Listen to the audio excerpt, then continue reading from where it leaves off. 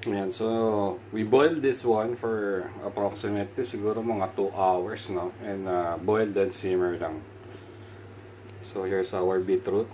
Ayan, nag-peel off na siya. So madali lang naman balatan to. Then check na lang natin. Oh, ayan na.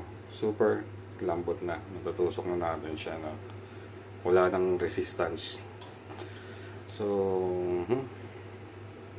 baka nyo na lang kung ano gawin natin dito. At ang beetroot, goods na goods to. Antioxidant. So, you can use this one for juice, salad, or chicha. Basta, check na lang natin. Okay. GG's. Ayan. So, here's our beetroot. Ayan. Balis lang naman siya. Once na napakulo nyo na, ganyan lang, oh. Matik na yan, oh. Nagano lang muna natin yung mga soft part ng balat ngayon sa side. Itong roots, cut na lang natin later on. So, ganyan yung tsura nyo. Yan, tabi lang natin. Next, diba? Super dali lang, oh. Hindi mo na kailangan ng pressure. Yan, oh. Automatic na nagpipil off siya. Okay.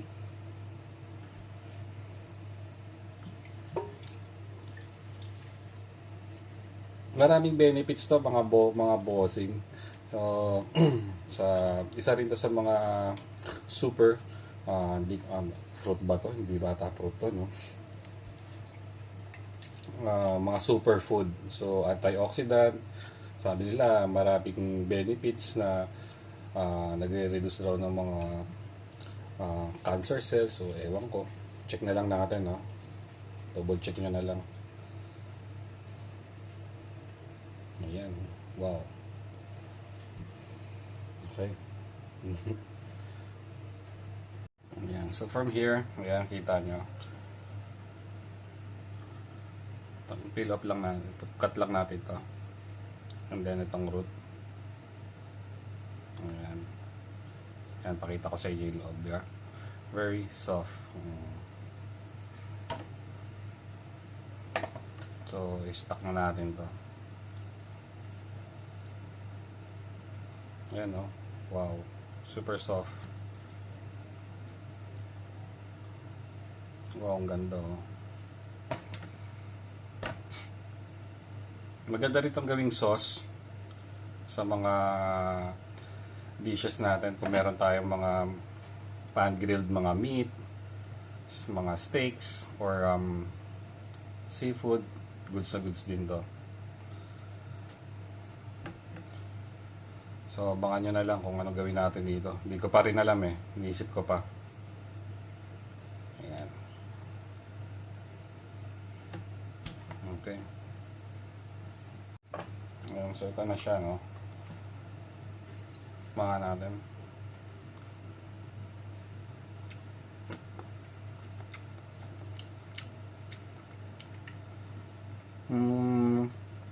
Lasa siyang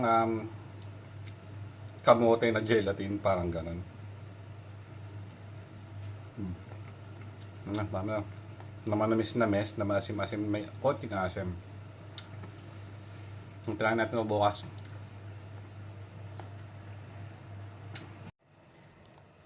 Yan, so tirahan natin to.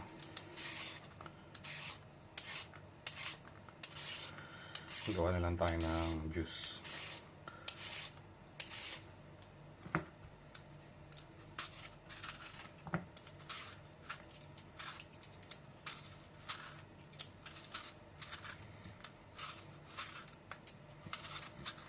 So, gawa tayo apple, guava, and then carrots.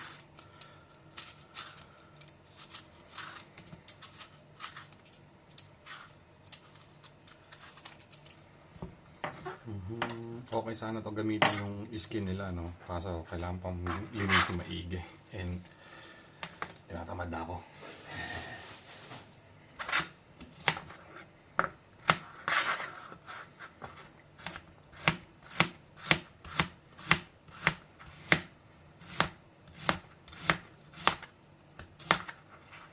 Ay mo na ito, baka masama.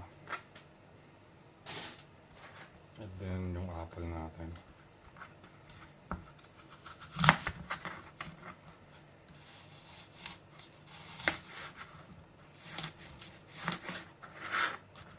Ang goods.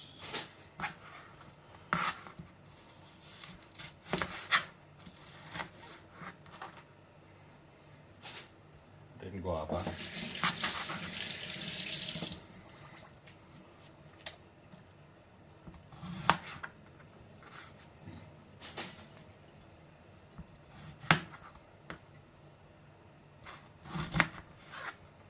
Ganda ng guava natin.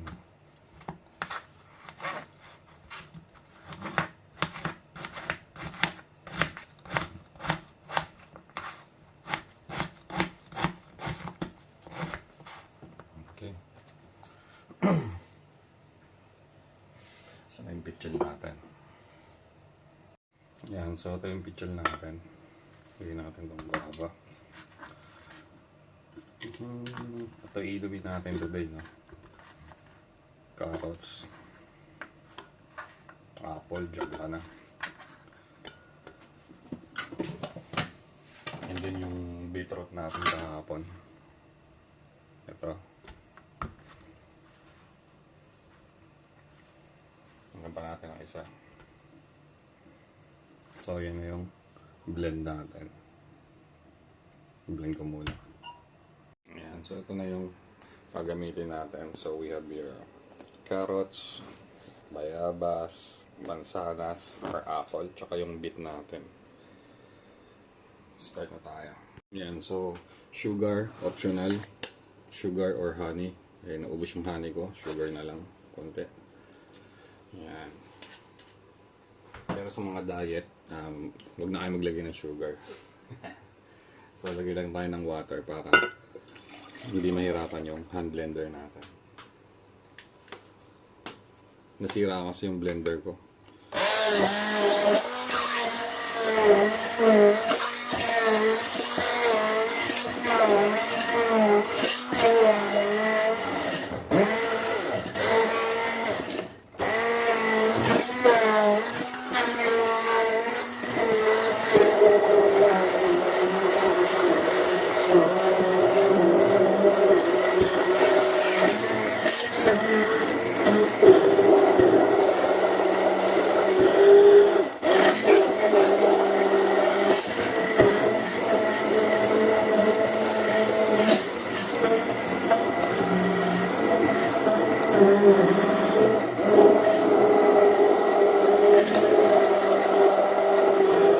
Okay na.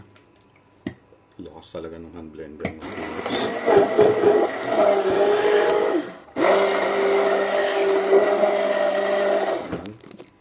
Yan ang kita nyo. Medyo thick to. Dagdagan na lang tayo ng water. Para maging juice type siya na.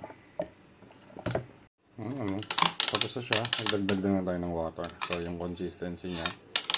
So kung ayaw naman kainin yung pulps o gusto maging fine yung idaan mo na lang sa strainer. Okay? Pero ako ayoko na done doon. Kasi extra nutrients din naman yan. Okay? Tsaka extra bigat sa tiyan. Tapos lagay na natin dito. Yan na yung iinumin natin.